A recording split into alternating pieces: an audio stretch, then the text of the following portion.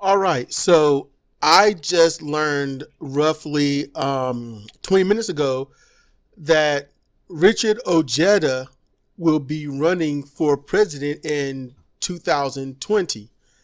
And I was the first thing I thought was, fuck yeah, fuck yes. And there's a few reasons for this.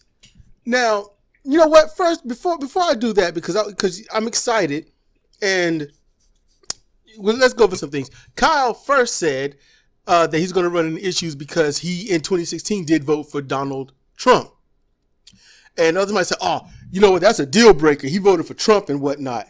Okay, he voted for Trump, and he's also seen what establishment Democrats have done. He's also been on the receiving end of all these Trump policies and how his state has been grossly ignored and abused and poisoned by these things since Obama up until now. So it's not just Trump, it's Obama. It's everyone ever since President Carter.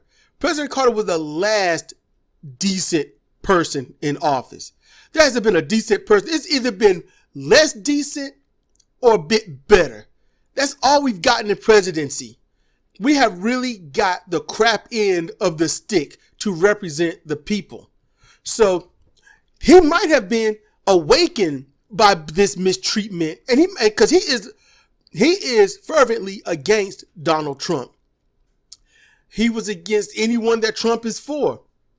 And he wasn't doing it to get in. No, he was making sense. He had a lot of Ojeda has a lot of powerful ads out there against the establishment media, against Trump, against the just he is progressive as he needs to be. He's good on this. And Kyle talked about how he'll be for most likely in favor of the coal industry there in West Virginia, I think is where he is. And I'm like, okay, so we got this thing where it's against coal, and then you got renewable energy and whatnot. But you know something? If that's what your state or county or whatnot is thriving on, how can you say, for the country, I am going to ruin your lives? You see what I'm saying? Now, there's a difference between that and for these few people, I'm going to ruin the country. There's a big difference. So now you might start thinking, well, okay, look, he's obviously for the wrong things. He voted for Trump. He's for coal. And I'm going to say, you are not thinking. You are not a very bright being. You are literally the dullest steak knife in the drawer, thinking you're cutting through something and you're not. The thing is, he was for Donald Trump. He's against Donald Trump. Just because he voted for Donald Trump in 2016, he might have thought he knew what he was doing. He probably had this great idea. It's a Republican state. He knows that Trump is going to be the man. And then he finds out the hard way. He's traumatized. He awakens. And now he is absolutely against anyone that is establishment or pro-establishment. And that's stuff that people got to think about. He's for coal. As I was saying, how are you going to devastate all these hundreds or thousands of lives? Because every person working in the coal industry has a family. They're either the son or the father or the grandfather or the son and grandfather. It's family. So you're going to uproot all of that for renewable energy that's not there? That don't make sense. But you're gonna have to hear me out. You're gonna have to hear me out on some things, all right? Now, when it comes to all of this, Ojeda is gonna have these issues that Kyle Kalinske did not want to go over by any means necessary. So, here's the thing. Ojeda is gonna have to fight everybody. What Kyle didn't want to go over was it's going to be Ojeda versus Bernie Sanders. That's going to be the people that's like, I was for Bernie Sanders in 2016. I was for that type of person. Bernie Sanders is my idea of a progressive. He is my idea of the brand new Congress. I identify myself as Bernie Sanders. It's been Bernie Sanders. Nobody's going to be better than Bernie Sanders. It's Bernie Sanders all the way. And I'm going to tell you right now, those people have failed themselves. They have failed. Now, Bernie Sanders is a great guy. Yes. Now, I'm not saying who is better or worse than Ojeda. But I'm going to tell you this. Just as much as Ojeda did vote for Trump in 2016, I find it equally egregious for Bernie to run as he did, and all the while defending the establishment frontrunner, Hillary Clinton. And then when he had to drop out, he then backed Hillary Clinton just so Trump couldn't win, when Hillary and Trump they were roughly the same thing. Trump lied blatantly, but Hillary was really dastardly in what she did. That won't even right. So what Hillary was doing was, I'm telling you all this, and I've had my private meetings saying that, hey, we're going to let you do what you want to do to the country. You can set your own rules and regulations and deregulate yourself all you want because you run this stuff. I don't. You know more, so I'm going to let you do what you want to do. But she won't let the people do what they want to do. She ran the DNC. She paid the Democratic National Committee. She made them not allow Larry Lessig and others, especially Larry Lessig, and then Bernie Sanders, not on the debate stage. She helped rig everything against a progressive movement, a progressive-minded, forward-thinking person and or persons. So she stopped that. Trump annihilated everyone on his side because he spoke the way Bernie Sanders was speaking. He spoke the way progressives needed. They wanted to hear it. That's why Trump has so many people on his side, because he spoke absolute opposite. He didn't lie to corporations. He lied to everybody. He lied to corporations. He lied to his own fellow candidates. He lied to us. He lied to his voters. And his voters are so loyal that even though he is messing them up right now, they are still for him. Now, Richard Ojeda, he changed his mind and he is against all of that crap. Ojeda is coming out strong. Now, he didn't vote for somebody else just because he lost. No. That's not what he did. We need someone like that on the stage. And it's not going to be Ojeda versus Bernie. It's who is the best progressive candidate, who is not establishment media. That's other stuff you got to work on. And then you've got the establishment media. They are going to work on Richard Ojeda as well. What did they say about Bernie? He's not experienced enough. He doesn't have the experience. So what did they do? That got everyone who will vote, all of those people who were roughly 55 back then, 55 and up, they were spouting it. My dad and mom was saying that to me. Well, Bernie doesn't have the experience. I'm like, what does that mean? He doesn't have the experience. Experience in what? They're going to say that about Ojeda. What experience in politics does he have? How does he know how to shake hands? How does he know who to schmooze over? How does he know who to talk to and who to not talk to? If he's not going to play ball, then he's not going to get anything done. Then they're going to talk about him splitting the vote. And people are going to talk about him splitting the vote because of this and that. People need to get their heads out of their asses and think. Listen to what they got to say. Listen to what they stand for, not what they stood for. Now, the only reason you would listen to what they stood for is if they keep standing for what they stood for. Or if they stood for it until now it's time for an election, then they switch their mind. That's what you need to listen to. But Ojeda's changed his mind. So he's not going to be the same old, same old. He is progressive. And if you got a problem with the coal, hey, look, if Richard Ojeda hears this, or if somebody that hears this that knows Richard Ojeda, it's easy. Go from coal to renewable. It's easy to go to solar panels, to windmills, and things like that. People that work in the coal mines, you literally start teaching them as this stuff gets built. Coal miners know little bit by little bit, and therefore they know the whole thing. That's what coal miners are great at.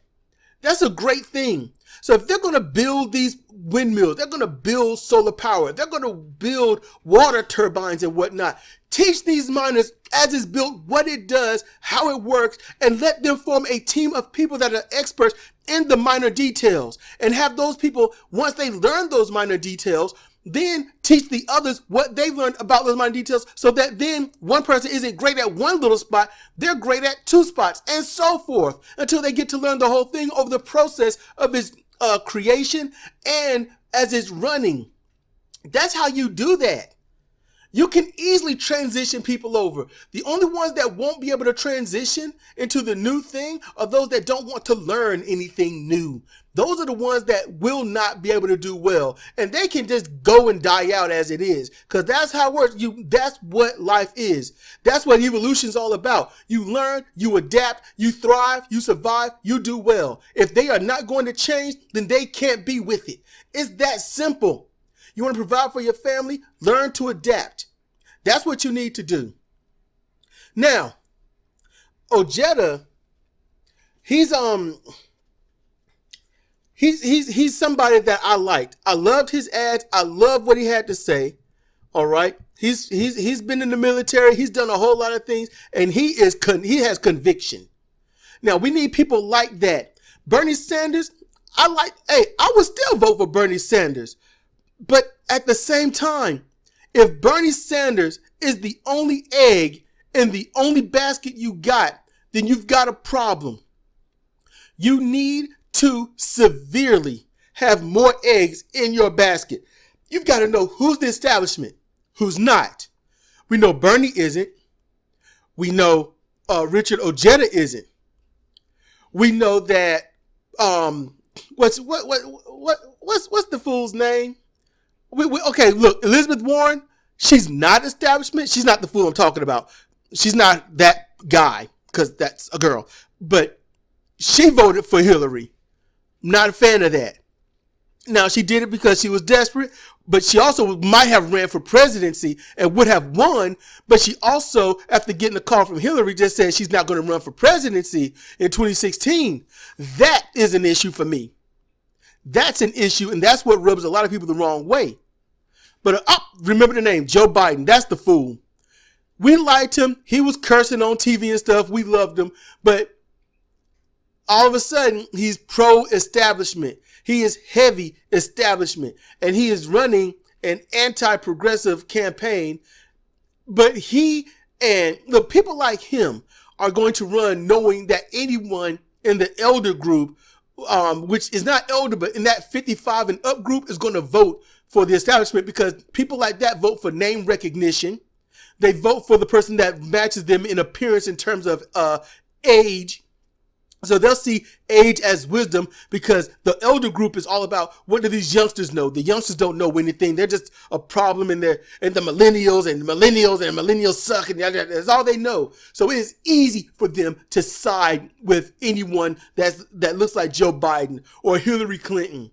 Elizabeth Warren, is she in the elder group? Yes, but that's not her rhetoric. That's not her record. So the establishment is going to be all over her, and they are going to demonize anyone like Ojeda, because they're going to associate Ojeda with those who are millennials and whatnot. And since media, social and paid, has made sure that millennials are a toxic name on the tongues of anybody, that means if they associate him with millennials, that's going to ruin his chances, and that's going to be part of the thing. They are literally going to make sure that idiots do not go out and do the right thing. They know it. The idiots are the people that's going to say, oh, I'm not going to vote for him because this news group says not to, or because I heard something. You know they're an idiot when they have to start off with I heard. Okay? That's what I've known growing up my whole life. I heard this. I heard that. I'm like, what do you know? What have you researched? What have you learned? No, I heard this from I heard. That's all he got. So don't be someone that heard. Be someone that's learned. That's what I'm asking. It's not just Ojeda I'm rooting for. I'm rooting for any progressive forward-thinking person. And finally, before I end this, we need to also get a progressive party. Not a progressive Democrat party, a progressive party, because the Democrats got it lock, stock, and barrel. It's toxic. We've got the chance now. We've got roughly 2 years, roughly thereof, to make sure that we can get a party started, as well as run in the Democratic Party, the DNC, and get people in that way while forming the Progressive Party. You get a twofold attack. Don't put your eggs in one basket. Do one while aspiring for the other. And then when the time comes, you won't have any establishment people in your party. You will have the progressives in your party. And anyone who's not progressive, who's holding on to that establishment quo, those are the ones that will get voted out quickly. Those are the ones that will get chastised by the progressives because they are not forward thinking and they've already proved it. And they're going to do whatever they can to lie, steal, and trip people up. But if you form a party and you also have people running for president in the Democratic Party, then that's a twofold hit. The media isn't going to know who or what to attack or when. It's going to take them some time before they figure out what to do. All right. That's my suggestion. If you got any suggestions or anything like that, you leave them down in the comment section below. You let me know how you feel about this situation. About Ojeda. Basically, going to be Ojeda versus Bernie fans. Ojeda versus the establishment. It's going to be Bernie versus those who love Ojeda. It's going to be Bernie versus the establishment. It's going to be Bernie versus the Republicans. Ojeda versus the Republicans. But it's definitely going to be Ojeda versus Bernie, because people are not going to be bright enough to see that maybe they should just vote for whoever has not just the best platform, but the best conviction of their platform. This is Cedric Kennedy for Comparative Reasoning. Thank you for listening.